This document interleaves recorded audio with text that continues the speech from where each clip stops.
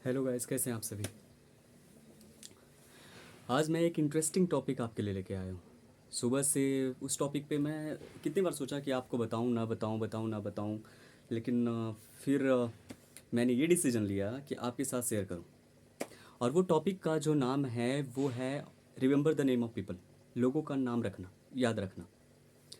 तो एक्चुअली ये टॉपिक मैंने कंसिडर्ड किया क्योंकि मुझे ऐसा लगा कि डेली लाइफ में इसका बहुत ज़्यादा यूज़ है।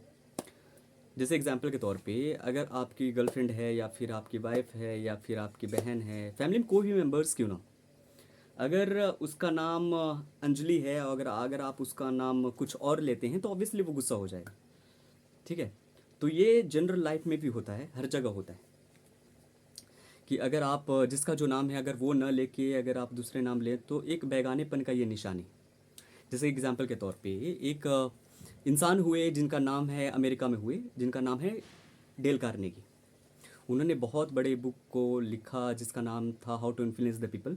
और कभी उनकी एक स्टोरी है, उनकी स्टोरी ऐसी है कि कभी वो, उनके पास खाने के लिए पैसे नहीं थे, रहने के लिए घर नहीं था, पहनने के लिए कपड़े तक नहीं थे, बहुत ज़्यादा गरीबी से संघर्ष कर रहे थे।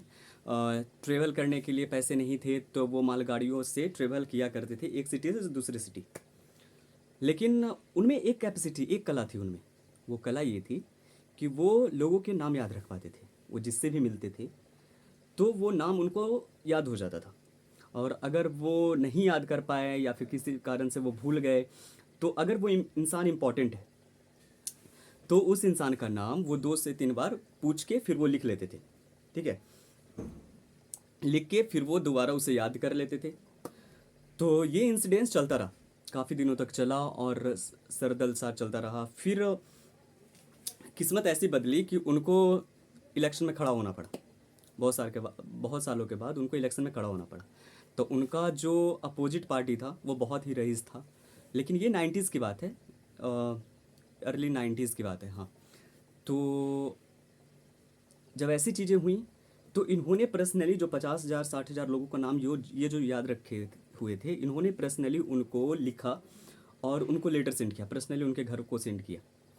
जिसके कारण क्या हुआ, इनकी विनिंग परसेंटेज बढ़ गई और वे पार्लियामेंट वाइट हाउस में इनका एक सीट इनको मिला। तो अपन ये नहीं कहते कि सबका नाम याद रखना है, आप किसी से भी मिलते हैं सबका नाम याद रखने की ज़रूरत नहीं है। लेकिन कुछ आपकी ज़िंदगी में ख़ास इंसान होंगे, कुछ आपके दोस्त होंगे, आपकी गर्लफ्रेंड होगी, आपकी पत्नी होगी या कोई भी हो जिससे आपका करीबी का रिश्ता हो, उस इंसान का नाम हमेशा याद रखें। इससे अपनापन सा लगता है। अपन दोस्त को अगर नाम से बुलाते हैं, जब वो मिलता है तो एक अपनापन सा महसूस होता है, नाम में अपनापन होता है। वहीं अगर आप अपन नाम से ना बुला के कुछ और बोलते हैं तो ये एक बेगानेपन का निशानी। तो गाइज़ अपन यही कहेंगे, नाम याद रखने की कला सीखें। और बस यही थी आज की कहानी। और thank you so much for your love and support. Bye bye.